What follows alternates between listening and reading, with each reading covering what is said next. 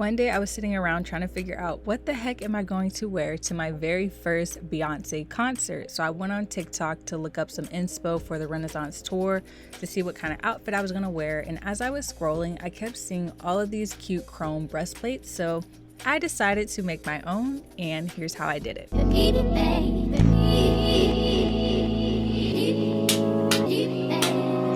Hi guys, I'm Tiana Michelle and welcome back. Now I have to go ahead and put out this disclaimer because when I made my breastplate, people weren't yet sharing that they were just buying chrome finished mannequin torsos and cutting them. That method is probably easier, but I still made it work in the end. I used a pencil to draw out the shape that I wanted on the breastplate before cutting off the excess part of the mannequin torso with my Dremel. And as I'm cutting, I did something really stupid, y'all. Like, why did I do this? This almost ruined it all for me.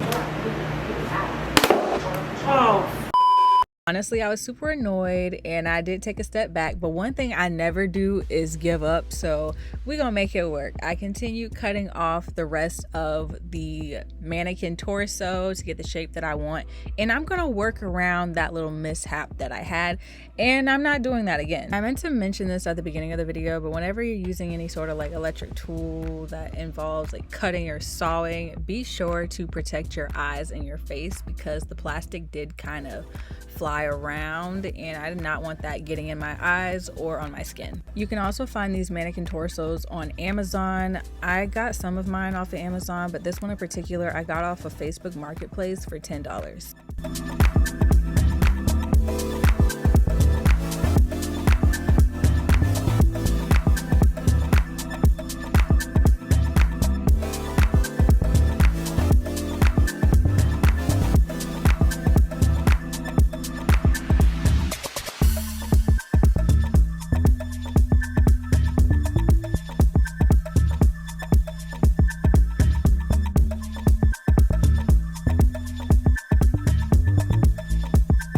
When I wear the breastplate, I don't want the plastic cutting into my skin, so I'm using the Dremel sanding drum to kind of smooth out the edges of the breastplate, as well as some sanding paper just to get the edges all nice and smooth and to kind of fix that part where I accidentally broke off a piece of the torso. I wasn't sure if I wanted to keep the neck of the breastplate on, so I have it still attached to the top of the torso here, but I do end up cutting it off later on. I didn't film that though.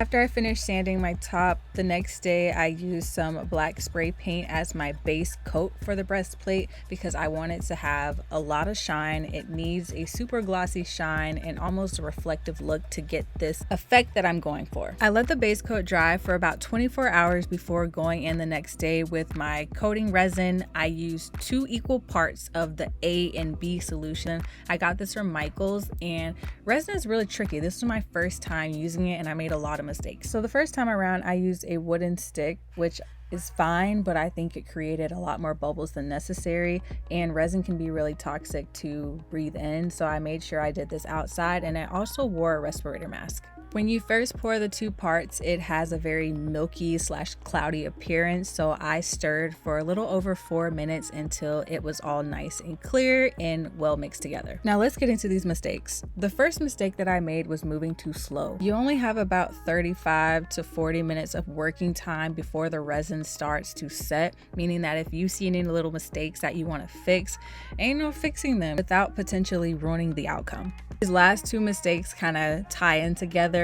1, I did not measure the resin, and 2, I was applying it like paint, which meant that the resin had to spread itself across the entire breastplate to kind of make up for the fact that I didn't use enough, which created a lot of ugly pits and dips that it just was not flattering, and it didn't make for a good base for the chrome spray paint, which meant that I had to wait a full 24 hours for the resin to cure before taking my sandpaper and sanding it all off.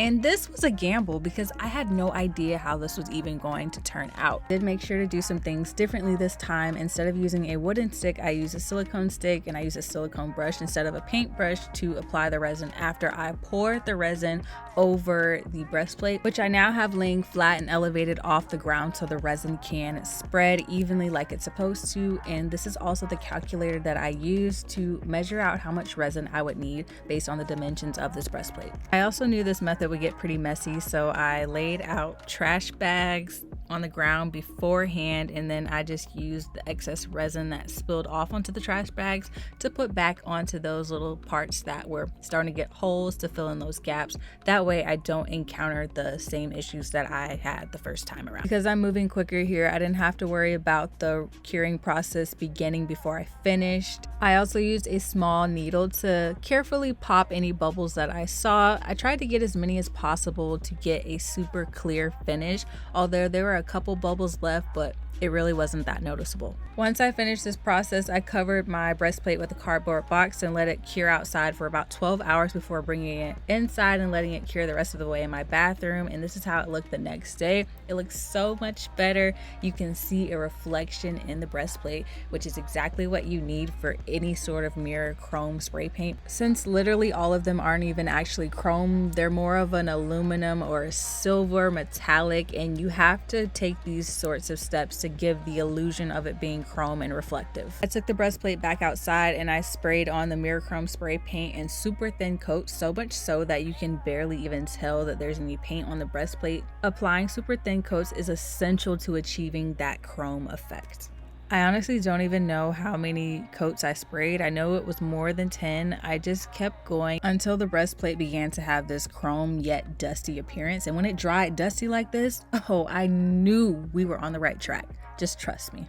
And if you decide to do this, don't try to wing it. Definitely test your spray paints out on some scrap pieces first. That way you won't have any unfortunate surprises on your actual piece that you'll be wearing. I used some alcohol spray and a paper towel to clean the back off. Be careful not to get this on the front because alcohol does remove spray paint. And because I don't want to feel plastic on my bare skin, I'm using fabric glue to line the inside of the breastplate with cotton. Once I smoothed the first part down with the glue, I wasn't really neat with cutting off the excess fabric. I knew that I wanted the inside of the breastplate to be lined with something, but I didn't really measure anything out. I didn't care about that. I just wanted it to be covered. Next, I took a pair of cotton gloves and gently buffed the surface of the breastplate to reveal the chrome reflection. And when I say buff, I'm honestly just wiping off the excess paint from spraying it on so lightly, and this is so satisfying to do and to watch. This was my favorite part. I actually should have saved this part for last